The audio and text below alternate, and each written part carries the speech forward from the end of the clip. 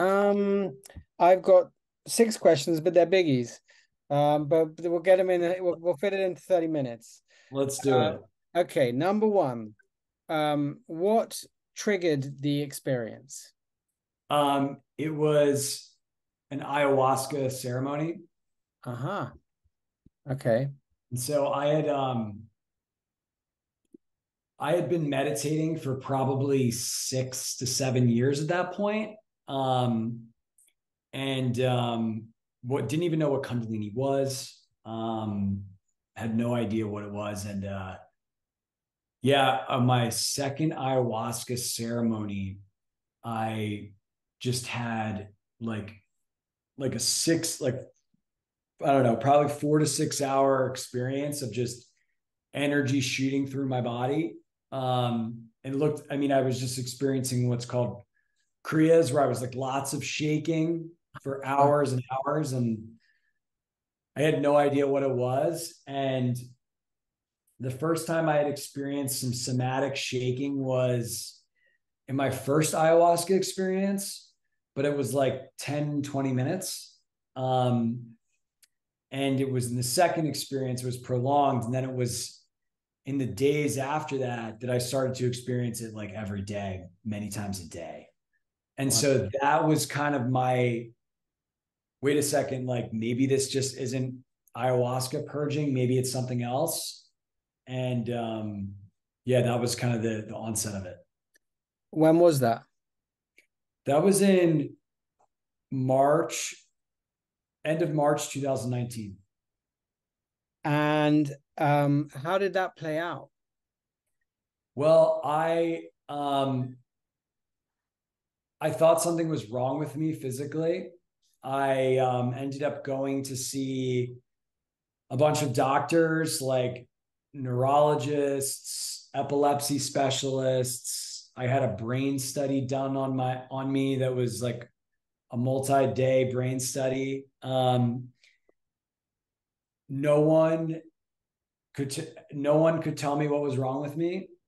Um, and I had Googled shaking during meditation, and the word like somebody on a core article mentioned kundalini energy, and so I started to kind of read that, Mhm. read about that, watch YouTube videos on it, but I still like wasn't sure if that's what I was going through.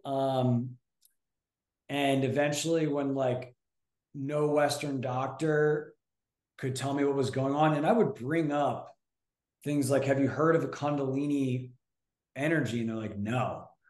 And so like I was like, "All right, maybe I have to go to some other type of person." And I ended up telling my executive coach about it, and she told me to like go see this like breathwork lady that might know about it.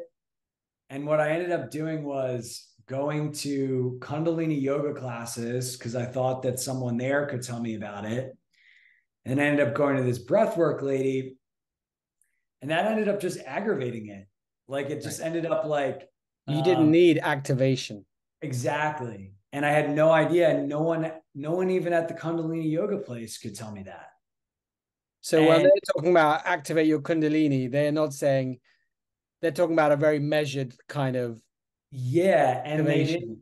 they didn't even know how to like it was almost like they didn't even know how to handle someone that had had a spontaneous activation. Right. And it wasn't until I got introduced, this is probably about a year afterwards, that I got introduced to my current spiritual teacher, who was actually like, all these people are wrong. Like, you don't need to be like energizing, you need to be like calming the energy down. And one of the ways to do that is Qigong.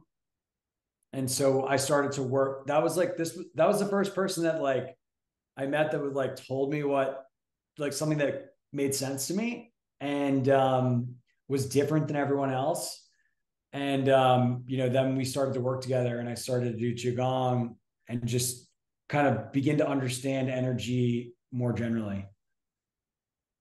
Um, Fascinating.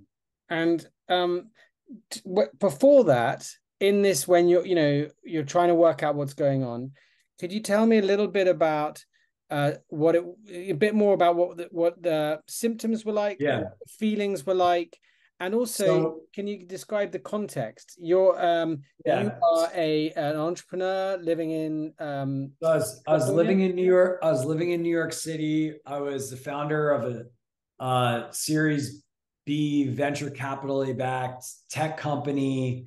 We're around 40 to 50 employees. And I was having this experience where every single time I quieted my mind, I started to shake. And right? so that would be in meditation. It would be if I was in a meeting and I would feel this like kind of welling of energy, like coming up me. And I couldn't talk to anybody about it. I had no idea what the hell was going on. I, Wow. And how old is your? I mean, this is like a startup, yeah, this is a startup. This is like a probably like 4-year old company. which is hard enough without energy shaking. Yeah. So like it started to become, I had just built out my executive team and basically like figuring out what the hell was happening to me became like my number one priority. Right. And, um, other symptoms I have is like I couldn't sleep. Like I would wake up in the middle of the night shaking. Many nights I just like would sleep like 2 hours. I started to have very weird experiences. Like I felt like I was like tripping, like just like laying on my couch, like Yeah. I was like LSD or something. I would hear noises. Um, Yeah. and it was all just very confusing. But you know, I eventually like it was very interesting because I would listen to these guys and be like, yeah, sometimes it could take a couple months for like the energy to like move and clear. Sometimes it can take years. And I was like, oh, fuck. Like, I don't want this to take years. And because it was so uncomfortable. And basically, like, what the Qigong did was kind of chill the Kriyas, but I had no idea that, I mean, I'm still going through it. Like I still have Kriyas, I still have energy stuff. And it kind of almost just was like what I thought was the worst of the experience or was the most challenging in the time was kind of like the first inning. And even when I knew I had a kundalini like experience, like or process beginning, it took me many years to understand like what was actually happening to me and to make sense of it. Because you said this initially happened in 20 2019, 2019. and I So wasn't you seeking this out. I didn't know yeah. what this was. But what I believe now is that this was like essentially like a divine intervention that was like you're going on the spiritual path. You don't have a choice. We are going to uh, make the experience so prominent physically that this just has to become the most important thing in your life. And that's what it did. It redirected me. How old were you when it happened? I was 31. And so tell me about the teacher you found then. I mean, I was going to ask, what did you find helpful? It sounded like finding a teacher who could make sense of it and then offer a practice to help you calm down your energy. Yeah. So the teacher had a Kundalini awakening as well. But like her experience was, I mean, she's still going through her own process. what she started to help me tune into was this idea that we have these essentially like uh, energetic patterns of they can be unfelt emotions, they can be thought forms. Like it's essentially information that is in this kind of composite that is your consciousness, that sets the stage for everything that happens, every perception that you have, and also the physical body. And we began to work on feeling into the sensations in the body. So one of the things that kind of came alive for me, it was like, whoa, I'm feeling all kinds of sensations in my body for the first time in my life. And I had no idea what was going on. I thought something was wrong with me. What I eventually realized is I just had never really felt from the neck down. And so the sensations, we worked on the process of basically sitting with them and allowing them to open, and then inserting new information into those places. So like I would feel tension. I would intuitively know that that tension was like anger or like something like that. I would feel into it. And then I would eventually feel a spaciousness, and I would kind of insert something new into that, like love, for example. So I just began doing this immensely, and also just like staying, like avoiding any energetic activating practices. And what I eventually learned, and this was not just through her, but through a combination of teachers, was that first off, the kundalini process is very unique and very specific. So like you have all of these spiritual teachers out there telling you to do this and do that, and many of them aren't familiar with this process, and they give advice for the average person trying to wake up, not advice for someone going through a kundalini experience. And basically the role of what I understand of the kundalini is it's a primordial energy that is like the life force that when we get like are a little sperm, it like essentially constructs the body. And most people, after that happens, it kind of just lays dormant. But when it gets activated, it effectively is a purifying energy that will gradually move up your chakra system. Although for me, it's like, I feel like it's not like one at a time. It's like there's emphases, but it's like kind of all over. Mm-hmm. And what it does is it does the job of bringing shit to the surface for you. And so like I constantly feel pressure in my body, pains, pressures, tensions. And what I've come to understand is that that's a pointing for me to basically investigate. And in those places, I will sit with the experience and oftentimes like have a memory come up, something that happened to me, or a feeling, or, like a past life thing, like a familial trauma. And it's kind of like, I mean, I've literally done it thousands and thousands of times, it feels like, and it feels like it's just a sentient energy that knows, an intelligent energy that essentially knows what is the next thing that I am ready to process. And then it does it for me. And it also has done many things like completely, I mean, I was an incredibly healthy guy and never was sick, never had any of that. And I have gotten the shit kicked out of me health wise, so many ailments, so many problems, but all of those experiences were effectively lessons. Like the physical body became an instrument of learning, where it essentially malfunctioned in many places so that I would, reach the next phase of my evolution.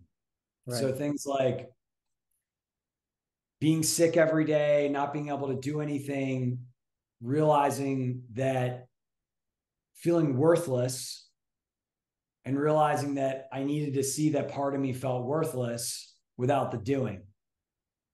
And the kundalini energy brought me there. Right. Or things like attachment to having a thriving body, attachment to this concept of me being a body, and bringing to my knees physically so that I could basically get to the point of like, I don't care what fucking happens to this body, and so there were many humbling experiences that seem to have an intelligent ordering of like, oh, you're holding on to that. Okay, cool. We're gonna zap you there. Oh, you haven't, you're ready to see this thing. Now you're ready to see this thing. And so it's in many ways like an incredible gift, but also the most grueling, intense experience that I would not invite anyone to embark on, because it's so fucking hard, dude. You have your entire life turned upside down. And it seems for most Westerners, it's not something they intend to happen.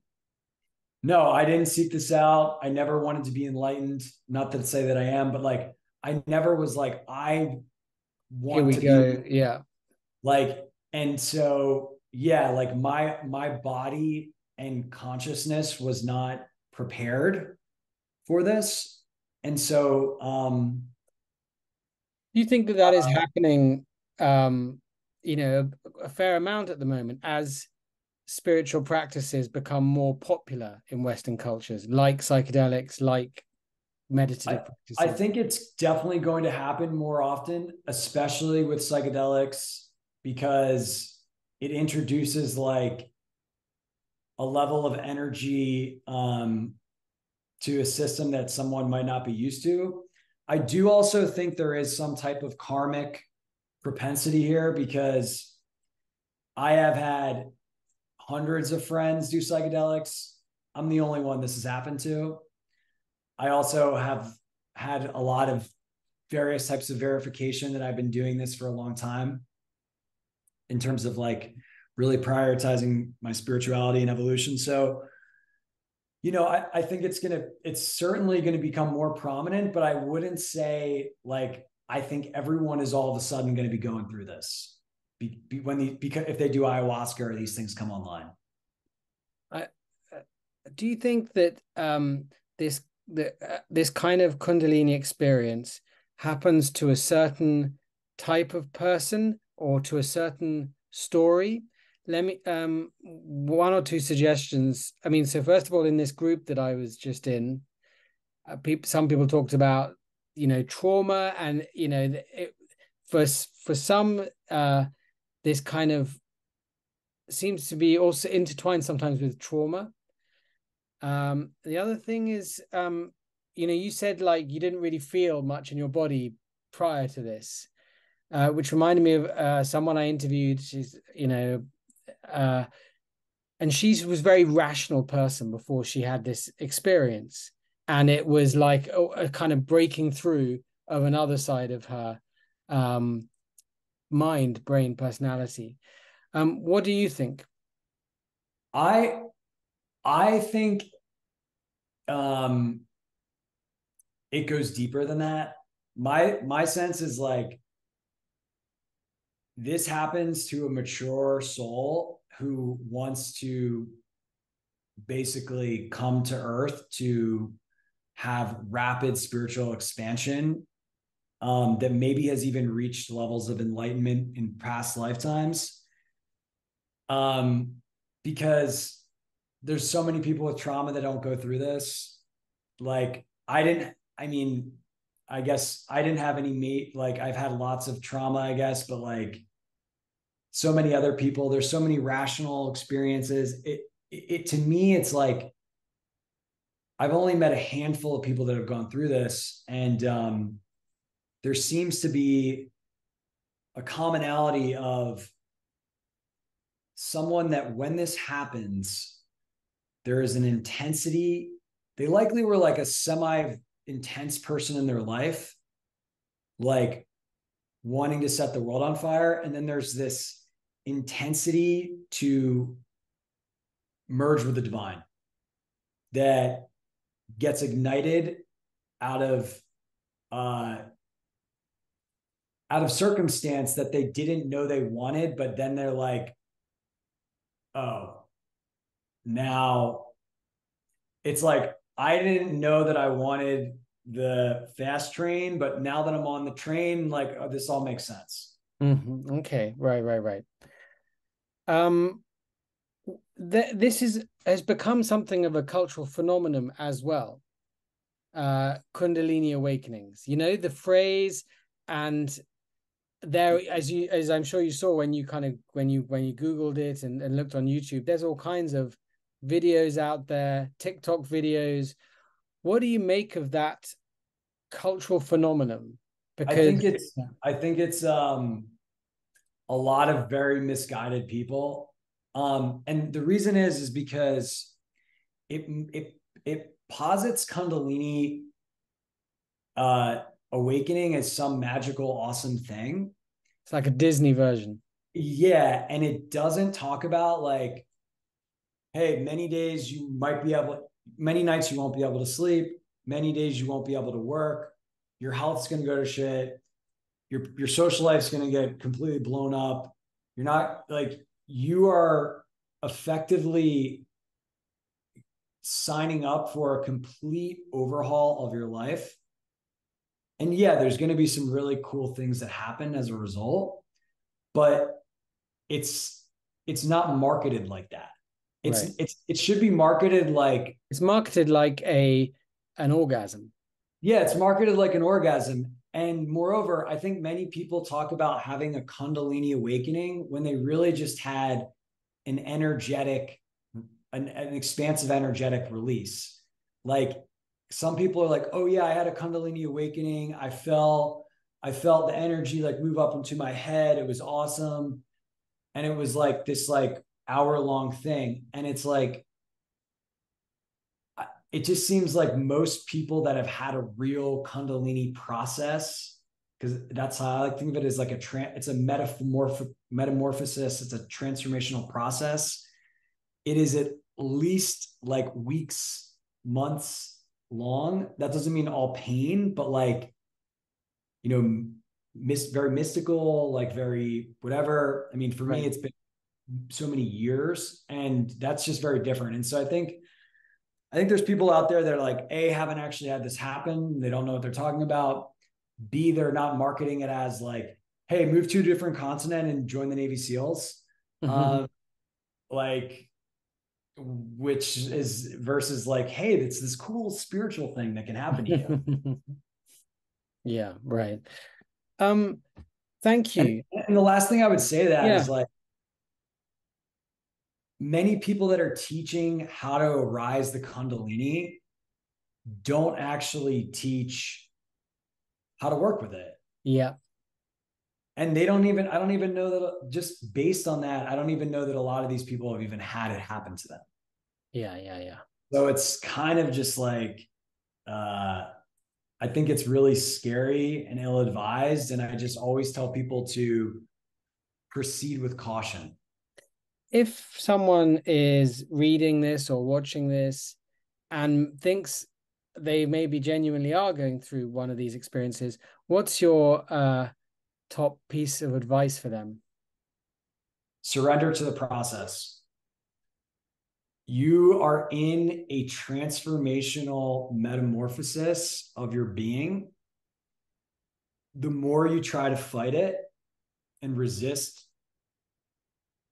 the health challenges, the interferences in your life, like the more difficult it will be.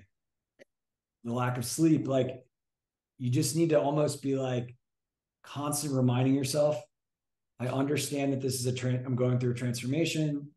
I know this is for me. Like I talk to the energy as if it's a sentient being. And and I thank it. And it took me a long time to get there versus being like, why the fuck is this happening to me? But the more that I fought, the harder everything just was way more difficult. Yeah.